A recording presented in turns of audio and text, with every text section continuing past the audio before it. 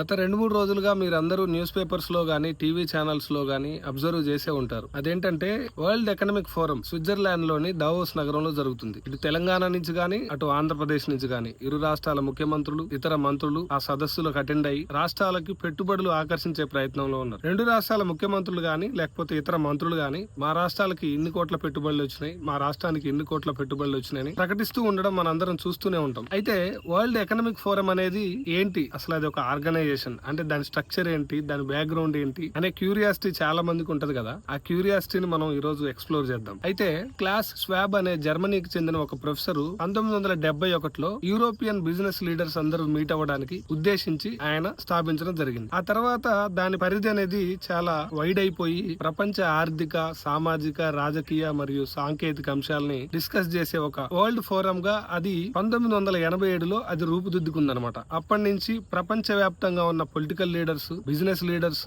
తర్వాత ఇతర కంపెనీస్ అన్ని కూడా అక్కడ మీట్ అయ్యి ప్రపంచ వ్యాప్తంగా ఉన్న రాజకీయ, ఆర్థిక, సామాజిక, సాంకేతిక అంశాలని డిస్కస్ చేయడం మొదలు పెట్టారు అనమాట. ఇందులో ముఖ్యంగా సస్టైనబుల్ డెవలప్మెంట్, ఫ్యూచర్ జనరేషన్స్ కి కావాల్సిన సహజ వనరులు అన్నింటిని కూడా కాపాడుతూ డెవలప్ అవ్వడం. రెండోది వరల్డ్ ట్రేడ్, ప్రపంచంలో వాణిజ్య విషయంలో అన్ని దేశాలు సమానంగా ఉండడం, అన్ని దేశాలకు సమాన అవకాశాలు సృష్టించడం. దాని తర్వాత ఎమర్జింగ్ టెక్నాలజీస్ అంటే రోబోటిక్స్ కావచ్చు, ఆర్టిఫిషియల్ ఇంటెలిజెన్స్ కావచ్చు, ఇతర ఫైనాన్షియల్ టెక్నాలజీ అంటే ఫిన్టెక్ అంటారు అనమాట. ఈ విషయాలు తర్వాత క్లైమేట్ చేంజ్ అంటే ప్రపంచం అనేది చాలా వేగంగా అభివృద్ధి చెందుతుంది కాబట్టి ప్రపంచం అంతా కూడా కార్బనైజ్ అవుతుంది కాబట్టి ఇండస్ట్రియలైజేషన్ కావచ్చు, అర్బన్ డెవలప్మెంట్ కావచ్చు, వీటి వల్ల కార్బన్ ఫుట్ ప్రింట్ అనేది పెరుగుతుంది అనమాట. అంటే వాతావరణంలోకి కార్బన్ అనేది మనం ఎక్కువ వదులుతున్నాం అనమాట. ప్రపంచ వ్యాప్తంగా ఉన్న కీ ఛాలెంజెస్ అన్ని కూడా వరల్డ్ ఎకనామిక్ ఫోరం లో డిస్కస్ చేయడానికి ఉద్దేశించబడ్డది అనమాట. ప్రతి సంవత్సరం కూడా జనవరిలో వరల్డ్ ఎకనామిక్ ఫోరం అనేది ఒకటి మీట్ అయ్యి ప్రపంచ వ్యాప్తంగా ఉన్న లీడర్స్ అంతా మీట్ అయ్యి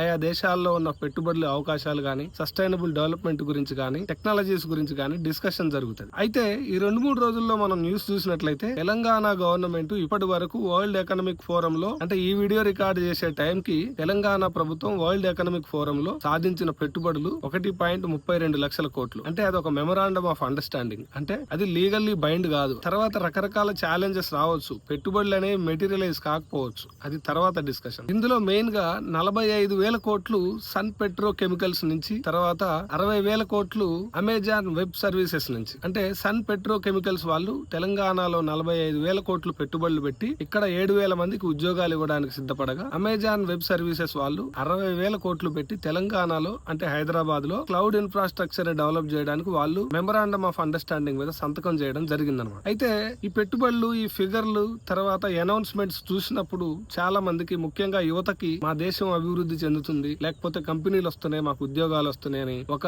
ఆశావాద దృక్పథం ఉంటది కదా. ఈ పెట్టుబడులు కూడా ఫైనల్ గా అంటే వాస్తవంలోకి వచ్చేసరికి, ఇప్పుడు పేపర్ మీద సంతకం పెట్టినవి వాస్తవంలోకి వచ్చేసరికి కొన్ని సార్లు జరగకపోవచ్చు. ఎందుకంటే గతంలో ఉన్న ఎగ్జాంపుల్స్ చూస్తే మనకి ఇది నిజమేనేమో అనిపిస్తుంది. అయితే గతంలో ఫాక్స్కాన్ అనే కంపెనీ తెలంగాణలో ఎలక్ట్రానిక్స్ మరియు మొబైల్ మ్యానుఫ్యాక్చరింగ్ ని పెట్టడానికి తెలంగాణ ప్రభుత్వంతో మెమరాండమ్ ఆఫ్ అండర్స్టాండింగ్ చేసుకుంది. అయితే అది ఇప్పటి వరకు కూడా ఆచరణలోకి రాలేదు. ఇక్కడ పెట్టుబడులు పెట్టకుండా తమిళనాడు మరియు ఉత్తరప్రదేశ్ లో పెట్టుబడులు పెట్టినట్టు మనం అందరం చూస్తున్నాం. అయితే రీసెంట్ గా తెలంగాణ ఐటీ మినిస్టర్ శ్రీధర్ బాబు గారు ఫాక్స్కాన్ అనేది తెలంగాణలో మళ్ళీ స్టార్ట్ అవబోతుందని ప్రకటించి ఉన్నారు. అది ఎంతవరకు ఆచరణలోకి వస్తుంది అనేది వేచి చూడాలి. తర్వాత ఇంకొక ఎగ్జాంపుల్ తీసుకుంటే అమెజాన్ వెబ్ సర్వీసెస్ వాళ్ళు గతంలో అంటే గత ప్రభుత్వంతోని హైదరాబాద్ లో క్లౌడ్ మ్యానుఫ్యాక్చరింగ్ సెక్టార్ ని ఎస్టాబ్లిష్ చేయడానికి ఇక్కడ మెమరాండమ్ ఆఫ్ అండర్స్టాండింగ్ గవర్నమెంట్ తో చేసుకొని ఉన్నారు. కానీ అది మెటీరియలైజ్ కాలేదు. ఇలా కొన్ని లిమిటేషన్స్ ఉన్నాయన్నమాట. దీనికి లిమిటేషన్స్ ఎందుకున్నాయంటే ఇది లీగల్లీ బైండ్ కాదు కాబట్టి వాళ్ళు పెట్టుబడులు పెట్టకపోవచ్చు. అంటే ల్యాండ్ గానీ, ఎలక్ట్రిసిటీ గానీ, అదర్ రిసోర్సెస్ గానీ సరైన స్థాయిలో ఇవ్వకపోతే